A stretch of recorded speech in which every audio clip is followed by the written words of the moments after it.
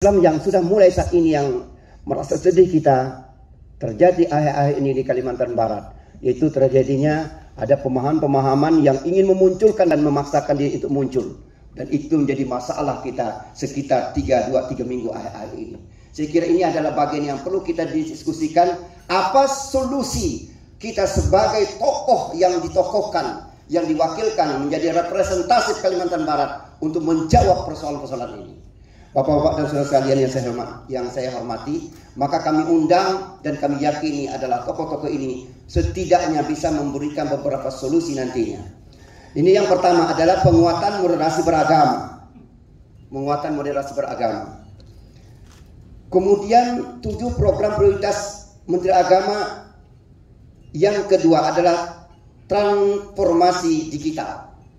Transformasi digital. Artinya apa? Umat Islam, birokrasi-birokrasi yang dikelola oleh bangsa ini yang mayoritas umat Islam, jangan sampai tidak tahu apa yang disebut dengan proses digitalisasi. Jangan sampai tidak memahami apa itu digitalisasi. Karena proses ini bagaimanapun ke depan itu akan menjadi bagian terpenting, dan hampir sistem manual dan seterusnya hampir ditinggalkan saat ini. Terus terang saja, sangat sulit kita sekarang mencari mesin ketik. Mesin teks sekarang yang zaman saya kuliah dulu, itu pakai mesin teks. Sekarang ini cari mesin teks susah. Sekarang serba, bahkan komputer PC sudah mulai langka saat ini. Semua laptop, bahkan ada lagi HP bergabung dengan laptop saat ini. Dan nanti bagaimana lagi ini? Artinya apa? Ini semuanya saspras dalam rangka digitalisasi. Dan itu terus kita gelorakan. Bagaimana umat Islam jangan sampai dalam konteks digital ini kita ketinggalan. Dan saya berkeyakinan bahwa dengan adanya pandemik ini umat Islam jadi melek digital. Semua pada tahu. Saya belanja di pasar, saya lihat ibu-ibu tua sekali buka tas. Saya kira buka tas, buka duit, rupanya ngambil HP. Halo Pak, wah luar biasa ini saya bilang. Kemudian WA ada lagi. Belakangan melayani saya, tapi saya senang lihat dia ini tua tapi main HP. Ini saya kira ada juga hikmah dengan adanya pandemik yang begitu lama. Mendidik umat Islam dipaksakan harus bisa masuk ke wilayah zona digitalisasi. Kemudian 7 program prioritas Menteri Agama. Yang ketiga, revitalisasi KUA.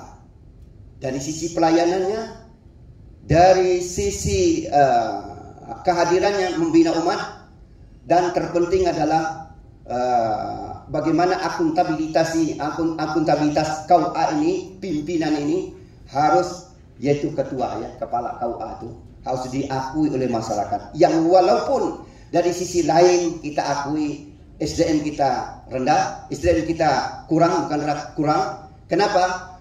Pensiun 60-70 orang setiap tahun, tapi yang diterima 20, kalaupun ada 30, artinya tidak balance. Ini jadi persoalan bangsa kita saat ini.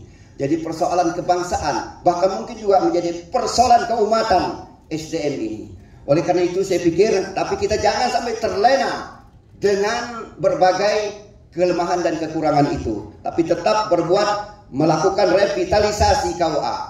Di antaranya saat ini yang lakukan bukan saja dari sisi kemampuan KUA dalam mengelola dan dalam melaksanakan tugas, fungsi dan kewenangannya, tapi juga pemerintah bertanggung jawab membangun sastra fisik KUA. Hampir se-Kalimantan Barat, Bapak dan Ibu, sampai saat ini KUA sudah berapa persen Pak Kabir?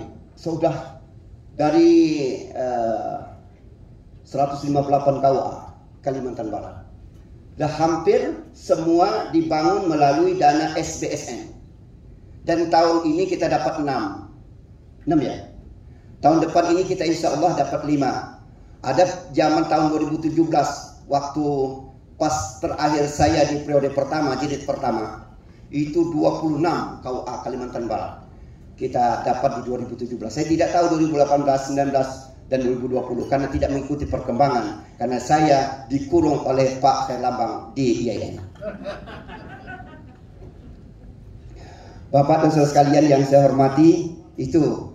Dan luar biasa. Gedung KUA ini hampir bisa mengalahkan gedung Kemenang, saking hebatnya. Padahal hanya satu jabatannya KUA dan beberapa staf. Tapi itulah bukti nyata bahwa pemerintah betul-betul konsen untuk melakukan revitalisasi, termasuk revitalisasi di bidang Saspras. Kemudian keempat, 7 program prioritas. Yang keempat adalah Cyber Islamic University. Cyber ini alam maya, alam yang tidak jelas. Cyber, alam yang tidak jelas.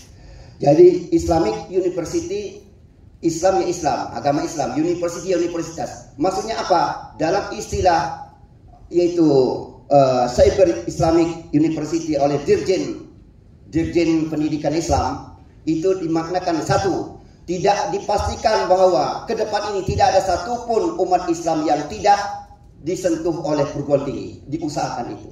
Yang kedua, diusahakan cyber ini universitas pertama di muka bumi ini, di dunia ini. Diharapkan di Indonesia akan muncul satu universitas, jangan sampai tidak ada, yaitu universitas sistem daring semuanya. Jadi ini akan diupayakan, yaitu Cyber Islamic University. Jadi ini tugas perguruan tinggi. Saya pikir kalau sudah para eksekutor tertinggi ngomong seperti itu, kita tinggal melanjutkan saja di bawah. Ini tugas perguruan tinggi, bukan tugas kanwil agama. Kemudian yang kelima adalah kemandirian pondok pesantren. Kemandirian pondok pesantren. Sebetulnya kalau tidak ada pandemik yang lebih kurang 2 tahun ini, ada kemungkinan cita-cita besar umat Islam Indonesia sudah terwujud hari ini. Salah satu tertinggi adalah kemandirian pondok pesantren, dimulai dari cantulan kita ke atas sudah ada tempat kita berpegang, yaitu dirjen pondok pesantren tersendiri, tidak lagi nempel di madrasah. Kalau dirjen pondok pesantren itu ada tersendiri, maka itu ruang dakwah kita, kesempatan dakwah kita begitu besar. Karena kita paham, tahu berdasarkan data, ini Pak Ustadz Herlambang tahu persis, data pondok pesantren ya Pak Zamroni, seluruh Indonesia ini lebih dari 87.000 unit lembaga. 87.000, kalau madrasah tidak sebanyak itu. Andaikan pondok pesantren ini bisa jadi dirjen tersendiri, maka mengalokasi anggaran juga tersendiri. Yang favorit nanti di Kementerian Agama adalah dirjen pondok pesantren. Cuma sayang tidak tahu sampai mandat refocusing sampai 4 kali Kementerian Agama dapat. Anggaran sudah 30% lebih habis. Habis anggaran yang sudah dialokasikan oleh pemerintah, kamu ditarik lagi. Ini ada info mau ditarik kembali lagi. Karena untuk menambah anggaran negara yang kurang untuk membeli vaksinasi. Kurang kita. Nah, mudah-mudahan Kementerian Agama tidak termasuk yang dipotong lagi. Jangan refocusing lagi lah. Ya saya kira itu jadi kemandirian pondok pesantren. Dan pelan tapi pasti satu demi satu pondok pesantren akan diupayakan mandiri. Di seluruh provinsi, satu provinsi harus 1 tahun ada 2 pondok pesantren yang harus dimandirikan, walaupun belum jadi dirjen. Saya kemarin lama ngomong dengan mantan PLT YN Pontianak, Pak siapa Pak? Lupa. Pak Waryono ya, Profesor Dr. Waryono. Jadi beliau panjang telepon ke saya bahwa setiap 1 tahun 2 pondok pesantren di provinsi harus predikatnya kemandirian, mandiri.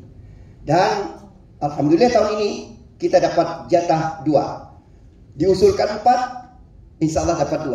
Siapa yang doa dan mujahadahnya mantap, ngetuk jendela langit, itu yang dapat. Ada 2. Siapa yang 2 itu masih dalam rahasia intern perusahaan. Jadi insya Allah dapat. Nah, jadi itu setiap tahun. Nah, kemudian yang ke-6, program prioritas dari Menteri Agama yaitu Religiosity Index. Jadi pemahaman agama yang tidak secara mutlak. Jadi indeks kerukunan di sini. Jadi bagaimana agama dipahami dari sisi kerukunan. Indeksnya berapa, kita masih mempertanyakan soal ini. Tapi dunia telah banyak melihat dan menoleh ke bangsa Indonesia. Indonesia begitu banyak suku, begitu banyak budaya, begitu banyak bahasa, bahkan begitu banyak agama. Tapi Indonesia bisa mengamalkan Islam dengan baik. Maka jadi pelajaran. Bahkan konon bahwa Arab Saudi juga sangat salut dengan Republik Indonesia. Walaupun dengan apapun kita bisa melaksanakan agama dan mendakwakan agama dengan baik. Jadi indeks kita cukup bagus. Dengan bagus demikian, maka program yang ketujuh prioritas Kementerian Agama adalah pencanangan tahun toleransi tahun 2022. Jadi Indonesia adalah negara di antara negara di dunia yang paling tinggi indeks toleransinya, indeks kerukunannya. Maka sudah mencuat ke permukaan di dunia global tahun 2022 kita akan mencanangkan bahwa Indonesia adalah melaksanakan tahun toleransi. Jadi ini yang akan dilaksanakan dan ini yang menjadi triggernya ada di Kementerian Agama. Bapak dan saudara sekalian yang saya hormati, maka dijaga betul jika terjadi hal yang berkaitannya dengan menodai, melukai, menggores spirit dari toleransi, spirit dari moderasi, dari kerukunan ini. Dijaga betul oleh pemerintah. Dalam hal ini tentunya para aparatur Kementerian Agama harus bersikeras, kerja keras untuk mewujudkan cita-cita besar agar dunia mengakui Republik Indonesia adalah negara betul-betul semangat toleransinya di atas segala-galanya. Bapak dan saudara sekalian yang saya hormati, ini beberapa hal yang dapat saya sampaikan. Saya harapkan temu konsultasi tokoh agama Islam pada kesempatan ini, pada hari ini, dapat membuahkan beberapa rekomendasi yang dapat dipakai menjadi rujukan umat Islam yang begitu mayoritas di Kalimantan Barat ini. Mudah-mudahan bagian daripada amal jariah yang diwakafkan intelektualitas Bapak-Bapak dan Ibu sekalian dalam berdiskusi walaupun hanya satu hari. Bapak dan saudara sekalian yang saya hormati, dengan mengucapkan Bismillahirrahmanirrahim, kegiatan temu konsultasi tokoh agama Islam saya menyatakan dibuka secara resmi.